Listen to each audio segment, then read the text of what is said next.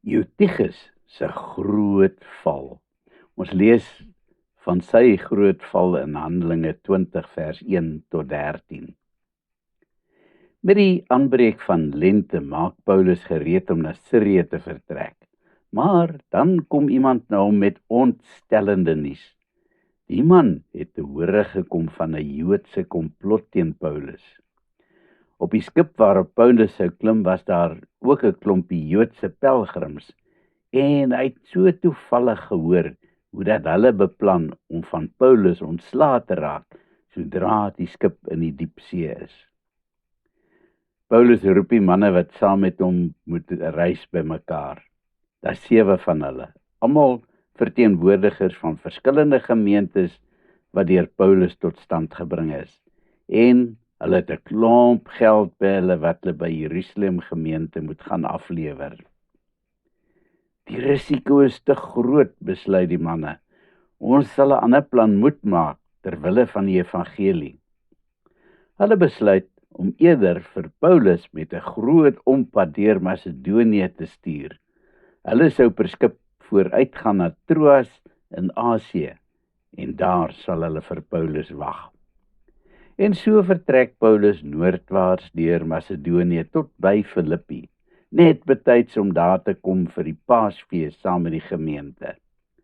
Daar klim Paulus op 'n skip en vaar na Troas, waar die manne reeds op hom wag, 'n reis van 5 dae.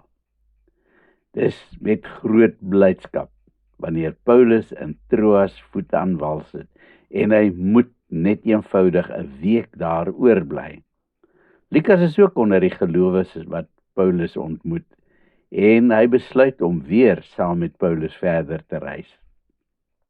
Maar eers wil die gelowiges van Troas alles hoor.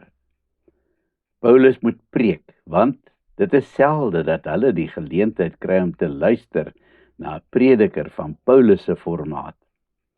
Die Sondag aand voor hulle vertrek is al die gelowiges van Troas vir oulaas bymekaar terwyl Paulus 'n boodskap lewer. Hulle is bymekaar in 'n bovertrek op die 3de verdieping en die mense moet maar mooi pas om almal 'n ou sitplekkie te kry. Een jong kerel met die naam Eutychus is een van die gelukkiges wat darm 'n gemaklike sitplek kry. Nou nie is die veiligste sitplek nie.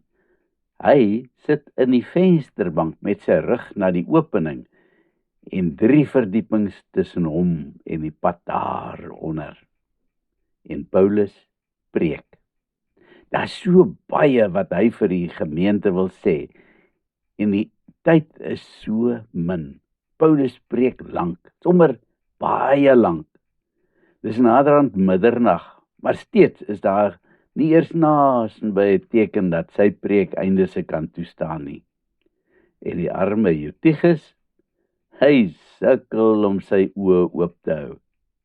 En jy het al beleef dat jy tydens 'n preek, veral as die dominee 'n bietjie temerig preek, die slaap net eenvoudig nie meer kan wegkeer nie. Ek het al met katastrofiese gevolge vir my ego. Nou ja, dit is presies wat met Eutychus gebeur. En so kort na middernag oorval die slaap hom daar in sy vensterbank. Die volgende oomblik word die gemeente geruk deur 'n bloedstollende gil. As hulle omkyk, is hulle net betyds om Eutychus se voete by die venster te sien uitverdwyn. Hulle storm na die venster en in die flou maanlig sien hulle die arme Eutychus se liggaam verwronge lê daar onder in die straat.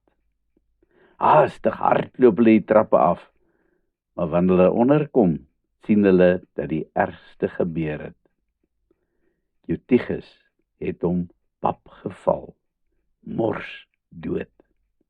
Almal is natuurlik hoogs ontsteld oor die tragiese voorval, maar Paulus kom op sy tyd die trappe af. Hy strek hom uit oor die dooie seun en druk hom styf teen hom vas. Wanneer Paulus opstaan, deel hy die skare doodluiters mee. na die lewe. En dan draai Paulus om en hy stap weer die trappe op na bo. Groot oog staar die gemeente na die dooie Eutychus. Sy stadig sy oë oopmaak.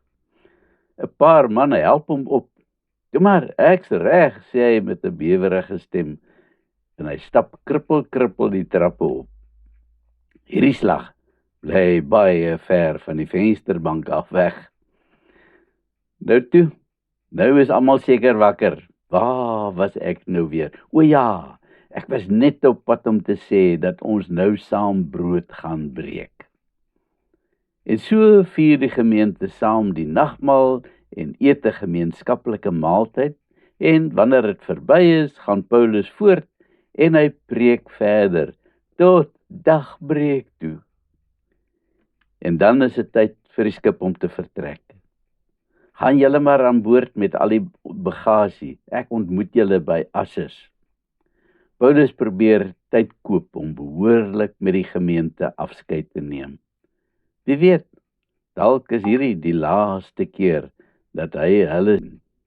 Inderdaad gaan Lukas en die ander 7 manne af hawe toe, en hulle is net betyds om by die skip te kom voordat dit vertrek.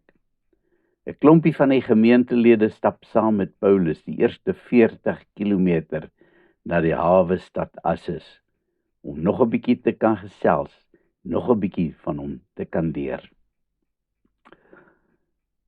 Hoeveel moeite doen ek en jy werklik om te kan leer van koninkryksdinge? Dikwels is 'n uurlange erediens heeltemal te lank. Hierdie mense was so honger vir die woord, dat hulle bereid was om van sononder tot sonop na Paulus te luister. En dan het party nog steeds nie genoeg gehad nie.